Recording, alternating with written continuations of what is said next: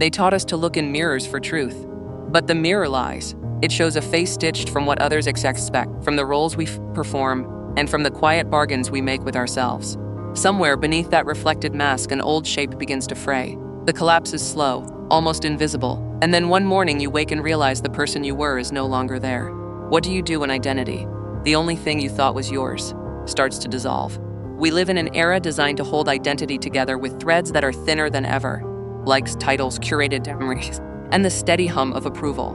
These threads look harmless. They glitter, they promise coherence, but their glue is external. When approval fades, so does the thing it was holding. A psychologist once asked a room of strangers to describe themselves in 3 words. Most reached for labels they had borrowed: teacher, father, popular, anxious, as if identity were a shopping list. The experiment seemed trivial until they removed those labels. When asked who they were beyond the tags, silence spread like a cold room. The question hung there, and something subtle began to crack. There is a paradox at the heart of modern identity. Abundance produces emptiness. Ancient communities gave identity through rites, shared stories, and clear social functions. You were born into a role, and that role carried meaning, obligations, and a mirrored reflection from the group.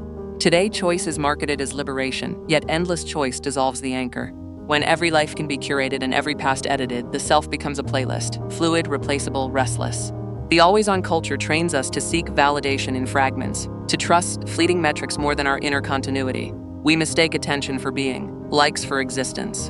And when the spotlight dims, the center wobbles. Clinical cases make the collapse visible. People arrive at therapist doors with a strange complaint. Not depression, not anxiety, but a sense of unreality. They describe waking up in clothes that don't feel like theirs, jobs that feel borrowed, relationships that slide like water through their fingers. One study followed individuals who underwent rapid life transitions, divorce, migration, or sudden online fame. In each case, identity did not rebound. It unraveled into patterns of mimicry, where the person adopts a new shape to match expectations, only to become a hollow echo. Mimicry creates temporary belonging but deepens the fracture. The more you perform, the less you remember who is performing. History contains quieter warnings. Anthropologists studying collapse in small societies found identity drift to be a precursor to communal breakdown. When rituals stop, when shared narratives fragment, people stop recognizing each other as selves bound by common meaning. They become islands of habits. The social glue that made cooperation possible, trust in the other's identity, dissolves. Without mutual recognition, groups fragment into competing scripts, each claiming authenticity while eroding it at the same time. The collapse isn't only personal, it is contagious. There is also a neurological angle. The brain generates a continuous narrative to knit sensations into a story we can own. This narrative relies on memory consolidation, a biological editing room where experiences are filed into a coherent life. Stress, sleep deprivation, and constant novelty break the editor's rhythm. Memories become disjointed, narrative gaps widen, and the brain compensates by inventing continuity. False confidence, rigid labels, and simplified self-descriptions. These compensations are lifelines at first, but soon calcify into brittle shells. When under pressure, these shells crack, and the person inside feels scattered, unmoored, like a book with torn pages. What happens when the shell breaks in public? Social media provides a laboratory. A young creator builds a persona based on audience appetite. At first, the attention is intoxicating. The persona grows, offers comfort, and buys security. Then the algorithm changes. Followers drift. The creator's inner life, which has been deferred to likes and trends, goes unaddressed. Some respond with reinvention, others with silence. The strange thing is this: audiences prize authenticity but reward predictability. To remain visible, creators refine a version of themselves that pleases metrics. The result is a feedback loop where the performed self becomes indistinguishable from the real. The collapse comes when performance can no longer be sustained, when the audience moves on, leaving the performer with a costume that no longer fits. There are darker, less obvious mechanisms at play. Identity can collapse through moral erosion. When people repeatedly act against their core values, rationalizing, compromising, numbing, they experience cognitive dissonance. To reduce the unbearable tension, the mind alters the story. I am not that kind of person, it insists, until the line between truth and justification blurs. Over time, the person at work, the person online, the person in private, these partitions are efficient for survival but catastrophic for wholeness. The compartments don't communicate. They become separate actors in one dwindling theater. But collapse is not only about loss. It contains a strange seed of possibility. Consider the survivors of identity erosion. Some spiral into nihilism, while others are forced to reimagine themselves from scratch.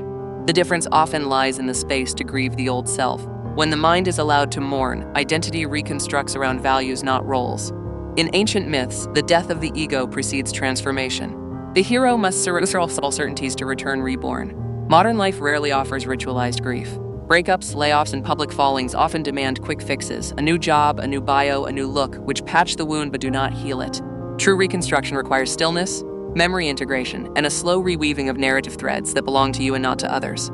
This process is painfully countercultural. It asks you to sit with choice, to resist immediate validation, to allow parts of yourself to age and be laid to rest.